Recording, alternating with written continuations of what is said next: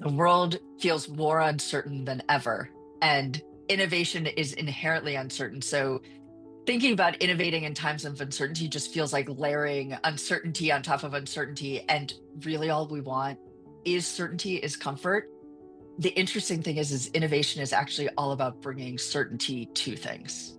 And so, it's actually more important now than ever to use those tools. Welcome to Women Leaders on the Move, Her C Suite radio podcast. I'm your host, Natalie Benamou, and every week I bring you interesting stories and conversations that are going to help you with your career, your life, and all around what you might be thinking and feeling today. And I am thrilled to have this conversation with Robyn Bolton. She has been on my show before, and today we're going to be talking about her book that she's just releasing now. She founded Mile Zero to combine the best theories and frameworks in the world with a relentlessly practical and collaborative approach so that her clients would quickly realize their potential of their businesses and get real results. She helps them build the capabilities and confidence to continue innovating. She's had an incredible career, both in corporate, being at Procter and Gamble, Boston Consulting Group, and other locations, as well as she is a adjunct professor, and she creates innovative ideas for people, industries, and organizations. I can't wait for you to hear this conversation about how you can innovate in times of constant change. So let's get started now.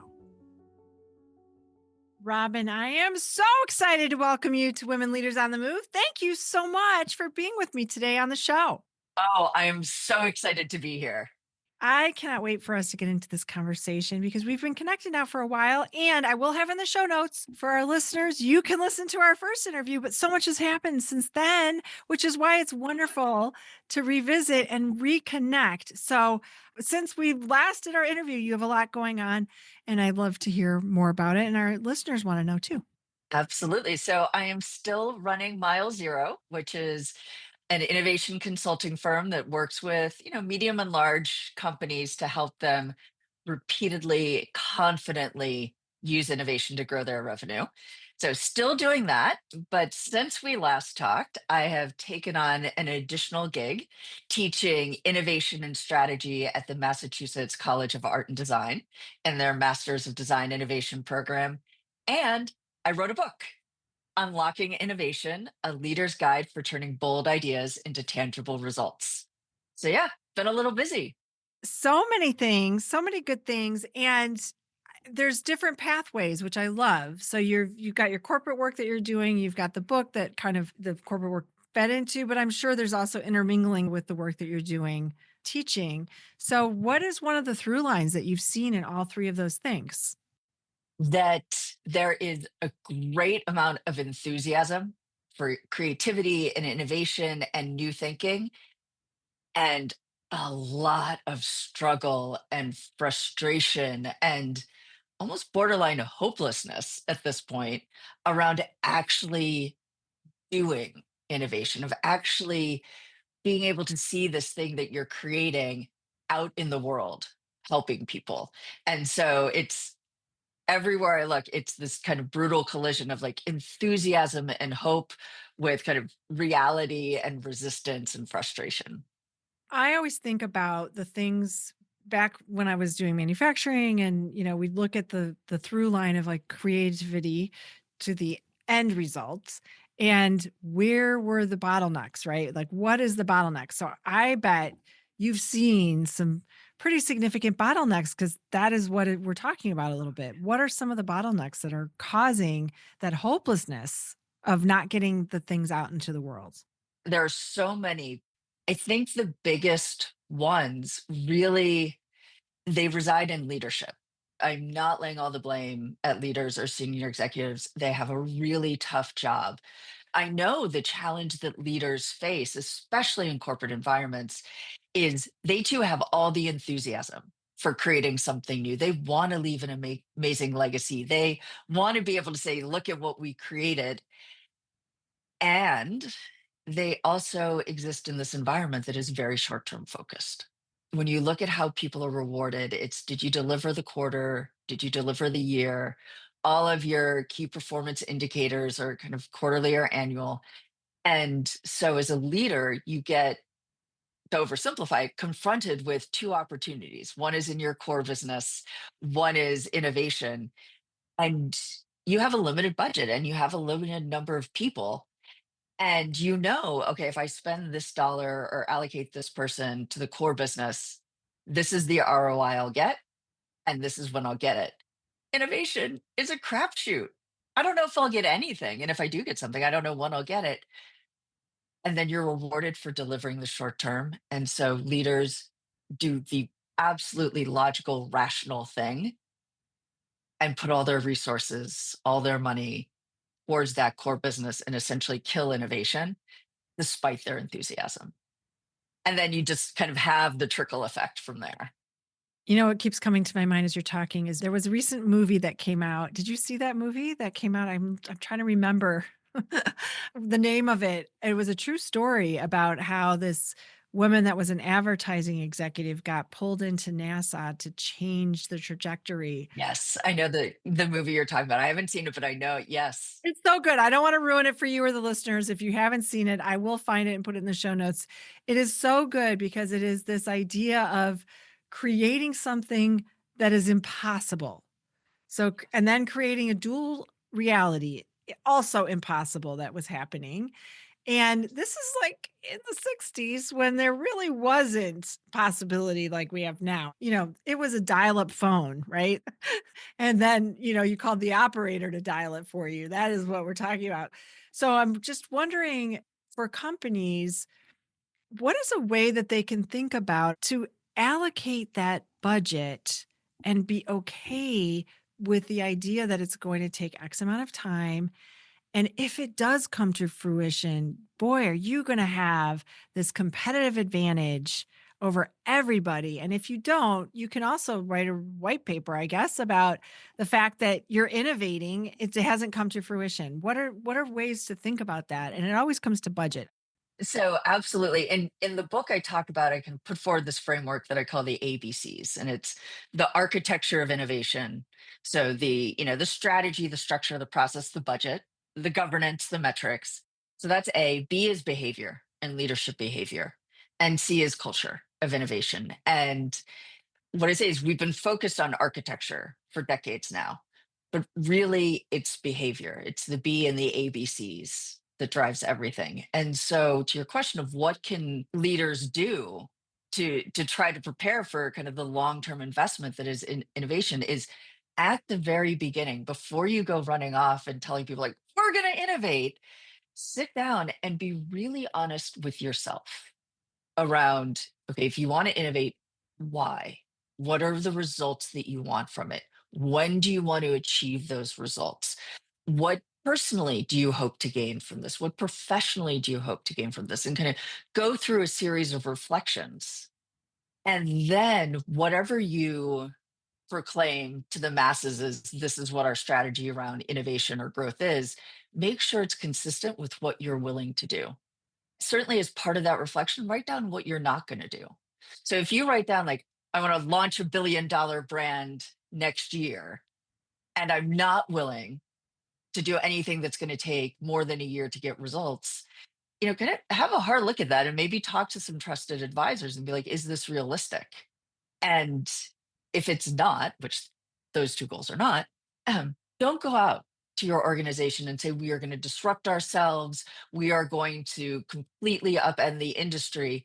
If really what's most important to you is hitting this year's number.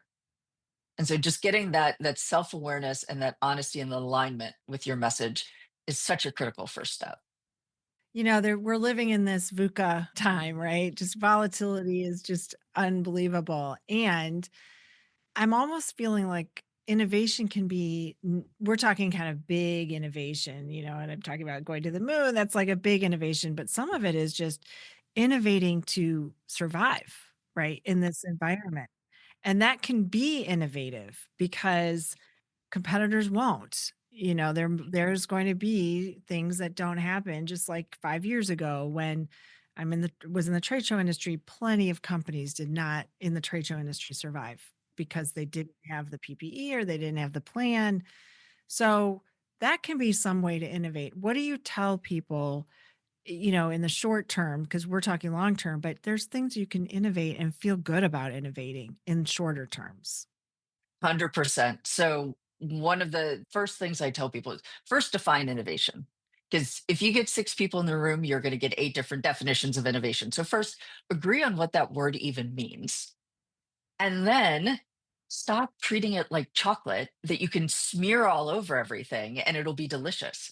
You need to name different types of innovation because, just as you said, like there's the moonshot stuff, but there is so much that you can do right now that, we think of innovation as a new product. It could be a process improvement. It could be an improvement on an existing product. I mean, right now in this incredibly like VUCA up to 11 world we're living in, process innovation and figuring out how to do that, huge, huge benefit for organizations. Even something that sounds like the opposite of innovation, like risk management, benefits tremendously from the tools of innovation because innovation is inherently uncertain. It is an uncertain, ambiguous world. And the tools that innovators use are now applying broadly to like, how can we understand the uncertainty we're in? How can we mitigate? How can we reduce it? So there's incredible potential kind of right in front of you with what you're already doing. And as you think about that piece of it, I'm also thinking about when you're in that moment and you're thinking, wow, there's just no way. There's always a way. There's always a way. Yes. What is that conversation starter? I know we did these crazy things where we would, do all this visualization with clients to get them to think outside of where they were thinking. But you could do that even with risk, like what you're talking about. Or how can you think about customer service? What was coming to my mind was the customer service piece with AI is a high frustration on a customer side. I'm wondering how people can think about innovation with the human side of things as we move so fast into the inhuman, machine learning. There's really a need for connection. What are some ideas that people could think about for that? So many companies, they're bringing in AI, they're bringing in all this technology, they're taking out the humans as a way to save money. What you should be doing is solving a problem. And to do that, you need to go talk to other humans. So often, what companies are doing is saying, well, what's good for me? What's good for my bottom line? What do I want to do? What can I do? And they don't actually go talk to their customers to understand what's the pain you're feeling. And that's why you have these things that offer efficiency, but they actually create more problems once you implement them. And so, doing things, I'll just call it from a selfish standpoint as a business, you are going to create more problems and more adverse business effects than if you actually put yourself in a more generous mindset. How can we help you? What are your pain points? And then once you fall in love with that problem, think about the best way to solve it for everybody involved. I'm glad you said everybody involved because the internal customer is really important and you can innovate for that group, your employees, right? We're talking about employees. And when you can innovate, not necessarily AI, hey, we're going to replace everything with this, but start a listening tour internally. You could talk about going outside. What are some things that companies should be thinking about with their internal customers? So it's across, it's divisions. How do you get divisions to communicate?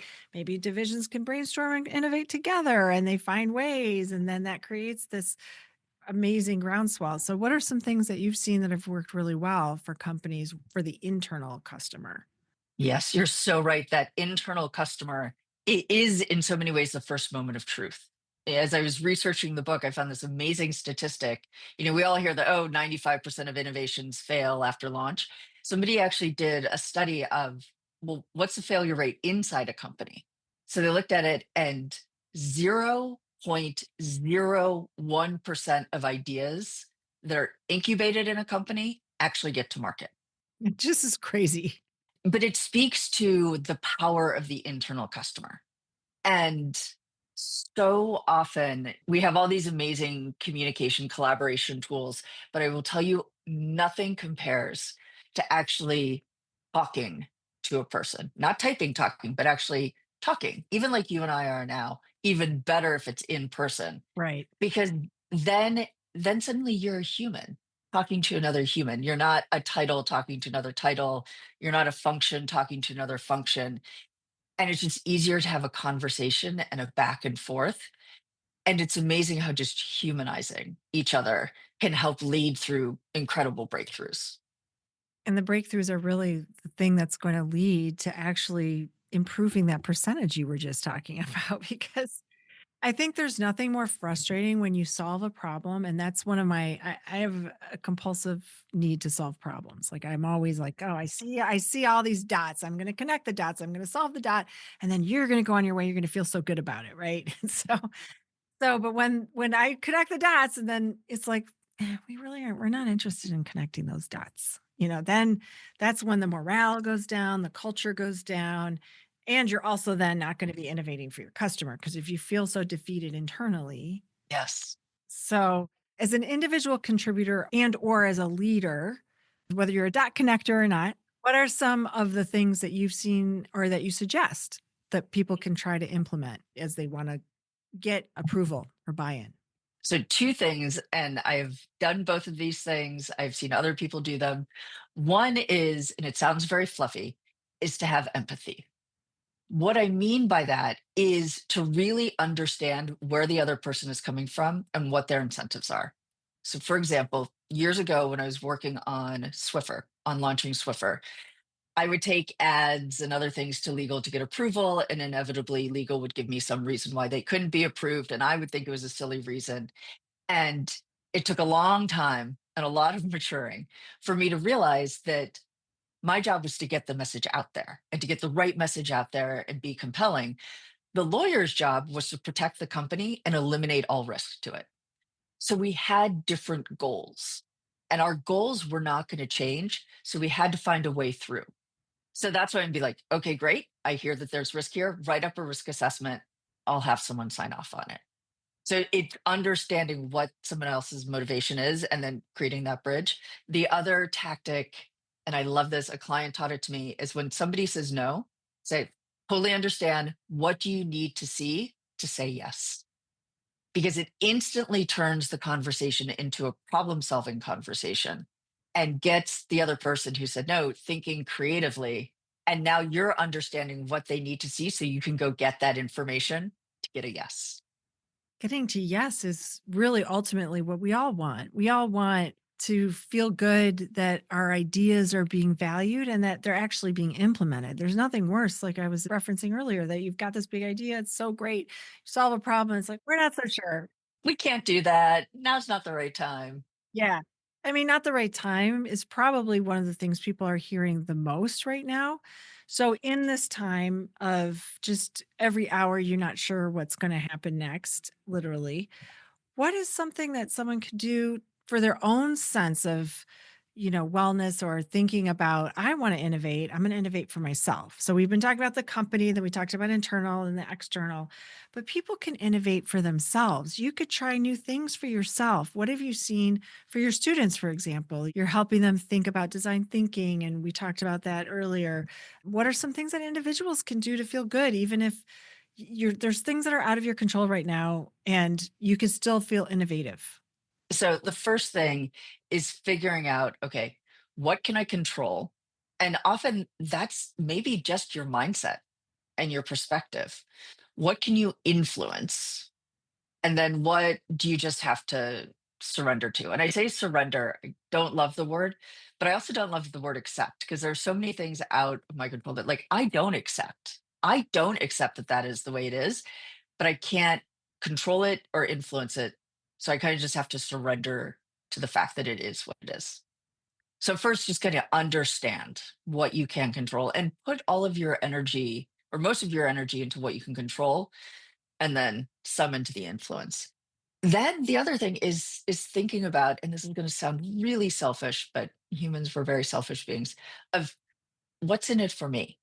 How can I use this to benefit myself? So, for example, it could be like, all right, how is this going to help me build character? Or, how can I use this to achieve another goal? For example, a friend of mine, her company got acquired. Things weren't going great with the acquisition. The culture was very different. She was getting very sad. And she's like, wait, there's tuition reimbursement. I can actually go get a degree for free because of the policy of this acquiring company. So it's okay to get a little bit selfish and say, what's in this for me, and go pursue that and kind of create your own silver lining. I think when we have those silver linings, then we are able to really insulate from some of that that's feeling out of our control, but then also it just improves our outlook. I live in the Midwest. It's been really great, but now it's sunny out. And when the sun is out, I mean, it is like you drive around Chicago, everyone's smiling today because it's like 70 and sunny, and we're all like, "Woo, we're gonna wear flip-flops," and, like no coat, forget it. It could be 60, it could be 20 out. We don't wear coats, but when it's 70, we're pretty super excited about it. Oh, yeah. So I'm thinking there's that. If you could just get into that mindset of what can make you feel like that 70-day sunny out weather. And I love that your friend did that to reframe and say, well, what can I get out of this situation? Because right now may not be the best time to make an exit because of how things are. So look for the silver linings in your friends, or go outside and find someone that can inspire you. What are some of the things that your students are sharing in your class? They too are struggling with the weather. Most of my students are actually international, so they're coming here from India and from Southeast Asia, and landing in Boston, no one can prepare you for a Boston winter. So they're like, I can't leave my apartment, and the first thing is like, okay, you can, but you need certain gear. And so even in the fall, I'd be talking to them, being like, do you guys have winter coats? Are they long winter coats? Nobody's trying to look cute. Don't worry about cute. Get yourself a nice long winter coat, get yourself some water resistant boots, because you're going to want to go outside and you are not going to care what you look like when you get cold. It is really just kind of embracing people where they are and trying to pass along that knowledge and just say, like, yeah, it is freaking cold. Here's how we live with it. Here's what we can do about it. And if you don't want to go outside, what can you do inside to bring you joy? Do you carve out time to read a book? Do you invite friends over and cook for them?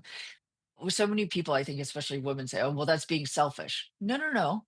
Doing what you need to do to keep your spirits up, to keep engaged, to continue to have hope, that is self care. And do what you need to do to stay well. I love that. So the last question I have for you is really around, you wrote this book, you're doing these exciting things. I'm sure you're speaking on the book, so that's exciting. What has been your favorite thing that you've learned since launching the book that you're really excited about the momentum? What are some things that you're super excited about? I've learned so much along the way. But what I'm really excited for now is, now that the book is out there and the conversations that I'm starting to have with people, and the number of times that somebody has said to me, like, I thought I was the only one. Because a lot of the things I talk about in the book are things that, especially in kind of the innovation expert space, we don't talk about. Like I said, it's so much easier, especially as a consultant, to sell, like, I have an innovation process for you, or let's set up this kind of structure, or let me help you with your growth strategy. And it's easier to sell that. But then, we see from the stats, nothing changes.